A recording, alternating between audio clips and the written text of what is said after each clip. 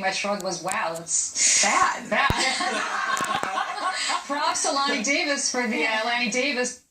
And, you know, it's bad. And look, this is why I don't like candidates talking in absolutes, because because unless you really didn't kill the Lindbergh baby, you should never say you never killed the Lindbergh baby. I mean, the bottom line is, I shrug because there's no defense of this. I mean, the reality is there were emails. She never should have had the server.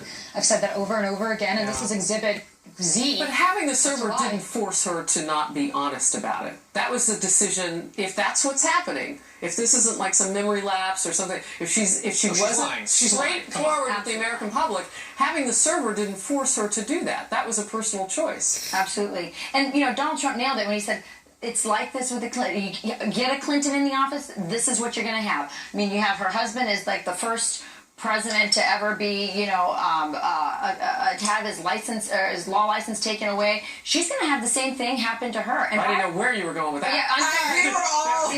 There's so many things you could have put in that. I know. Sorry about that. But I mean, this is what you're going to get. If you bring Hillary in, the scandal will follow her. She will not be able to attend to the needs of the American people because she will have scandal after scandal after scandal. I love you, but I have a yes or no question. Do you trust her? I trust her more than the other guy. How's that? Yes. Really? Or no? Is that your answer? It really is my answer. So it means you don't trust her. I mean, do I trust any politician to be 100% truthful about anything? No. I mean, but look, again, I keep saying this, Harris. People are so sick of my saying it. I know it's a joke, but in the land of the blind, the one-eyed man is king for a reason, and she's running against somebody who I trust even less. Does he drive a nice car, Guy? Huh? The one-eyed man. Oh, yeah.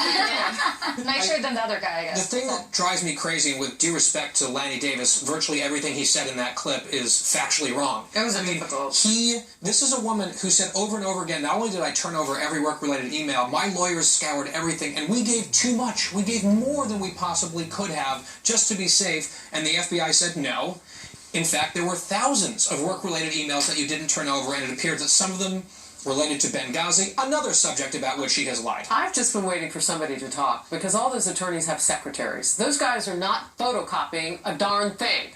So who was handling material that didn't have clearances, and when are those people going to maybe come out and talk? After the election, Harris. Okay.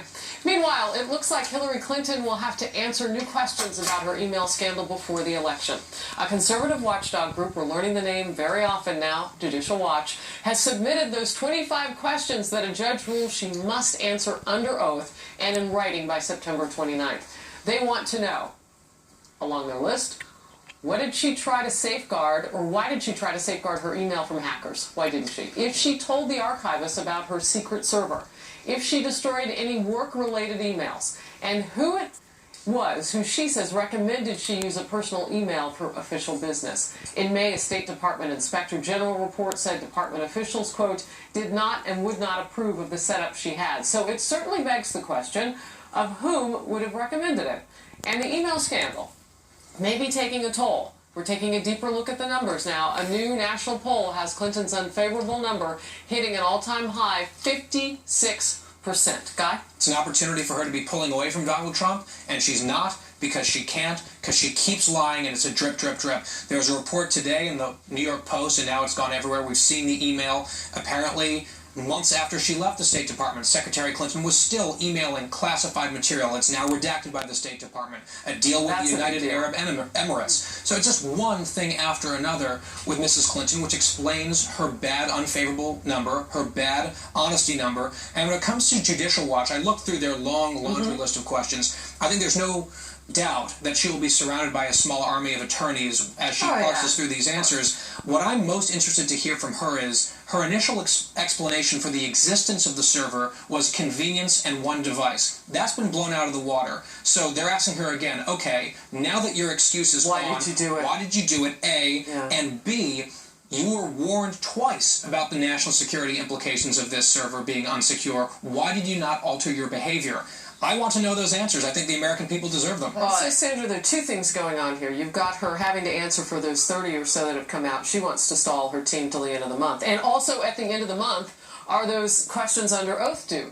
September 30th is going to be a big week. There's likely going to be delay tactics involved, and they'll push this as close to the election as possible. And oops, did we not turn that in yet? And what have we said all along about this? There's no follow-up question. This is a take-home test. So she'll have the attorneys at her side, and she can answer this in the absolute best scripted way possible. That being said, what will we really learn from it? How's it going to affect the election?